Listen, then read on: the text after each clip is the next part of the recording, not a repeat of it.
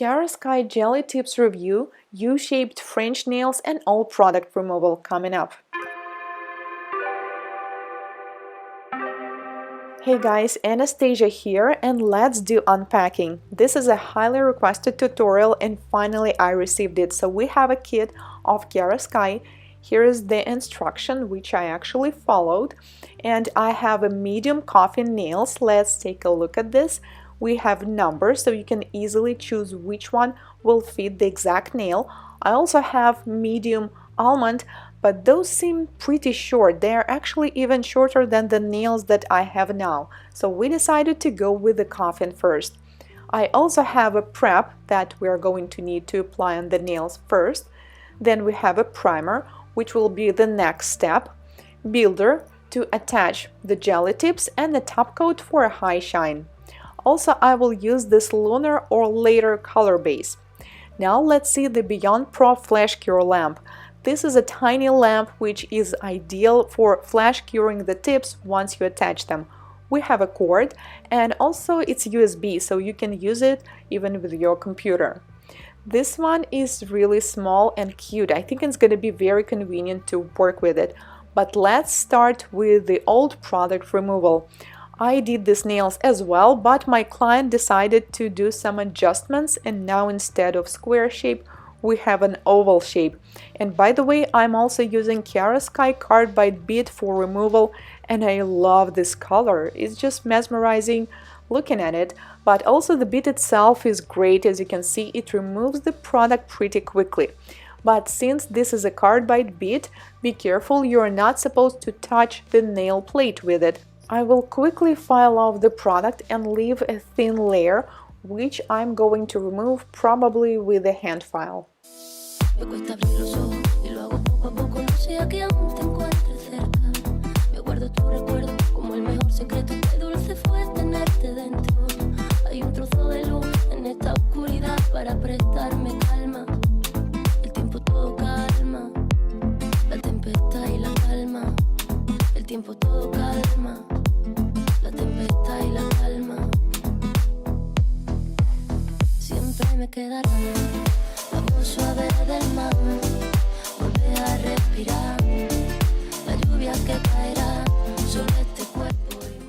Then I'm going to push back the cuticles with the orange wood stick, and I need to be careful with this particular cuticle as we have some cut there.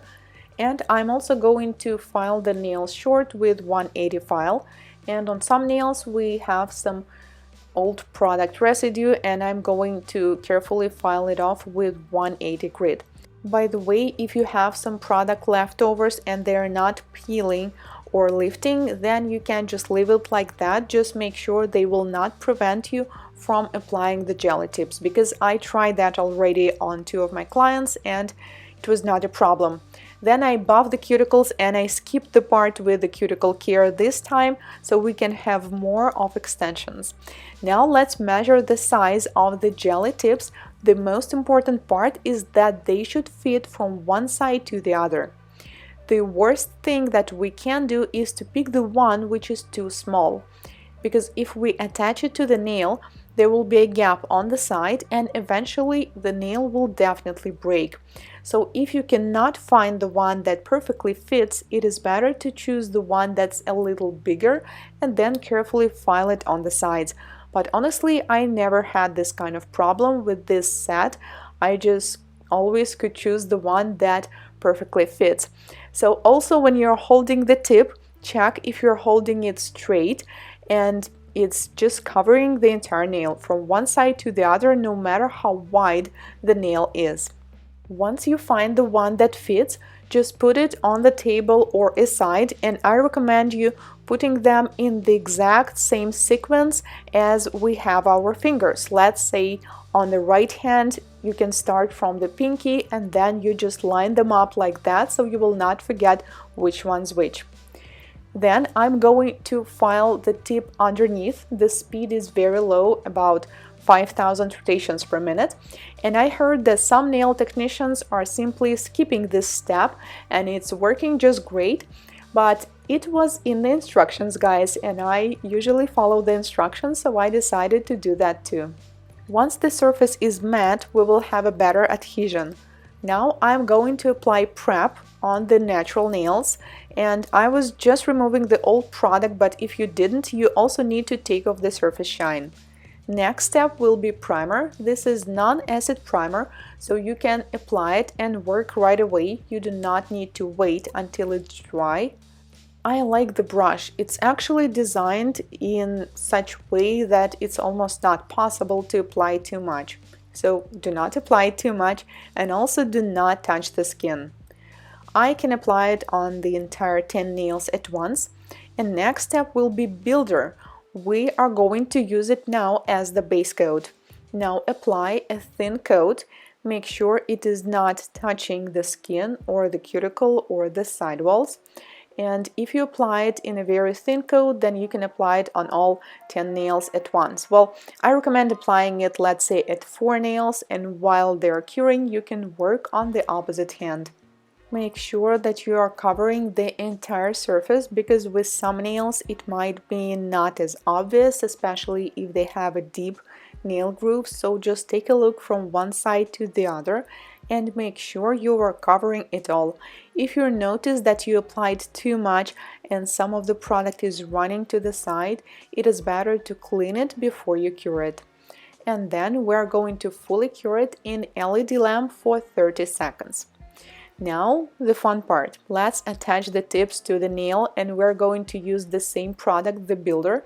You just apply it near the cuticle, then we press until it fills the nail all the way, and then we cure for 30 seconds. Let's continue. I really love the consistency of the builder gel. It is not too runny, which means that you have this perfect consistency to fill this area, and also it's not too thick, so you can do it easily and pretty fast. I am sorry guys that I'm not showing you the curing part properly, because it was quite a challenge to record it.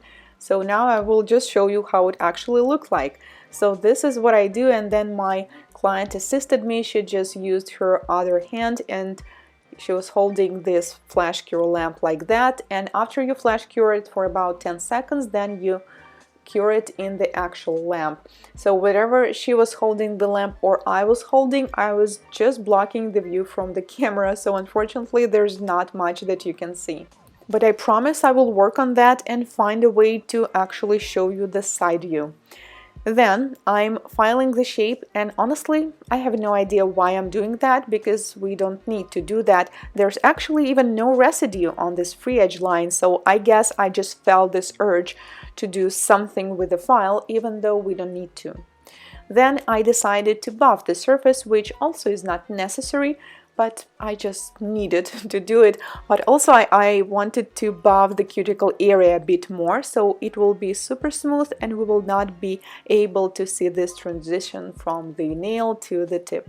Overall, I really liked these jelly tips. They actually feel really strong, while when you attach them on the nail, the client shared that she cannot really feel that she has an extensions, like they're super light.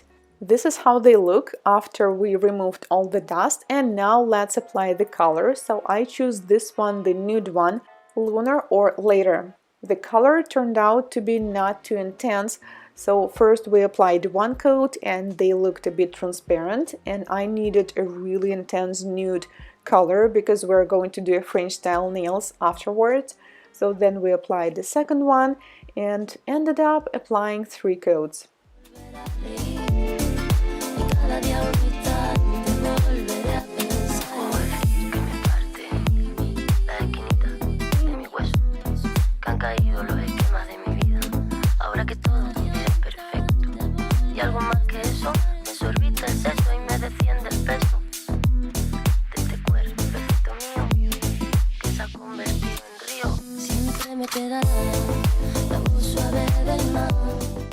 After we fully cure the color, it is time to do the design.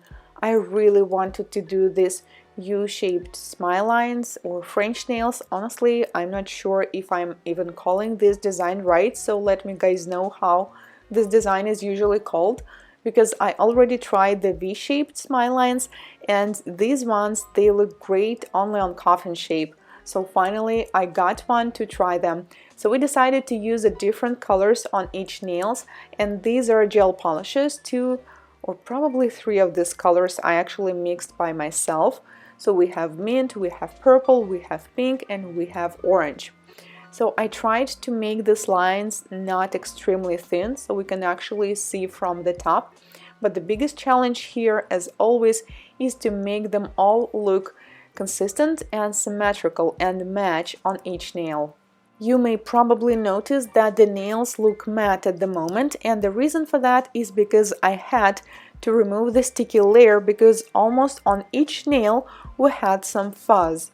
And yes, I don't know why, but it happens to me all the time and to my clients. And by the way, in my studio we do not have any cats and dogs. I have no idea where it comes from.